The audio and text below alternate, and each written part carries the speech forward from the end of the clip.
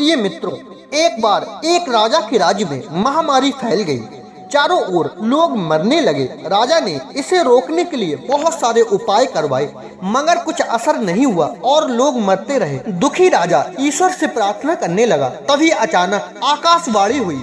आसमान से आवाज आई कि हे राजा, तुम्हारी राजधानी के बीचों बीच जो पुराना सूखा कुआं है, अगर अमावस्या की रात को राज्य के प्रत्येक घर से एक एक बाल्टी दूध उस कुएं में डाला जाए तो अगली ही सुबह ये महामारी समाप्त हो जाएगी और लोगों का मरना बंद हो जाएगा। राजा ने तुरंत ही पूरे राज्य में ये घोषणा करवा दी कि महामारी से बचने के लिए अमावस्या की रात को हर घर से कुएं में एक एक बाल्टी दूध डाला जाना अनिवार्य है। प्रिय मित्रों, अमावस्या की रात जब लोगों को कुएं में दूध डालना था, उसी रात राज्य में रहने वाली एक चालाक एवं कंजूस बुढ़िया ने सोचा कि सारे लोग तो कुएं में दूध डालेंगे, अगर मैं अकेली एक बाल्टी पानी डाल दूं तो किसी को क्या पता चलेगा। इसी विचार से उस कंजूस बुढ़िया ने रात में चुपचाप एक बाल्टी पानी कुएं में डाल दिया। अगले दिन जब सुबह हुई तो लोग वैसे ही मर रहे थे, कुछ भी नहीं बदला था क्योंकि महामारी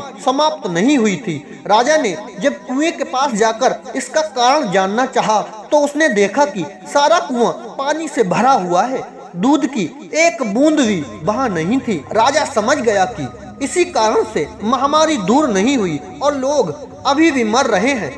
प्रिय मित्रों, दरअसल ऐसा इसलिए हुआ क्योंकि जो विचार उस बुढ़िया के मन में आया था, वही विचार पूरे राज्य के लोगों के मन में आ गया और किसी ने भी कुएं में दूध नहीं डाला। मित्रों, जैसा इस कहानी में हुआ वैसे ही हमारे जीवन में भी होता है। जब भी कोई ऐसा काम आता है जिसे बहुत सारे लोगों को मिलकर करना होता है, तो अक्सर हम अपनी जिम्मेदारियों से ये सोचकर पीछे हट जाते हैं कि कोई ना कोई तो कर ही देगा, और हमारी इसी सोच की वजह से स्थितियां वैसी की वैसी बनी रहती हैं। अगर हम दूसरों की परवाह किए बिना अपने हिस्से की जिम्मेदारी निभाने लग जाएं, तो पूरे देश में ऐसा बदलाव ला सकते हैं जिसकी आज हमें जरूरत है। प्रिय मित्रों, कहानी कैसी लगी प्लीज कमेंट में जरूर बताएं, और यदि आप हमारे YouTube चैनल संसार दर्पण ज्ञान पर नए मेहमान बंधु बनकर के आए हैं तो प्लीज हमारे YouTube चैनल संसार दर्पण ज्ञान को सब्सक्राइब जरूर करें और बेल आइकन वाली घंटी को ऑन जरूर करें। सभी मित्रों को जय श्री कृष्णा, जय श्री राधे।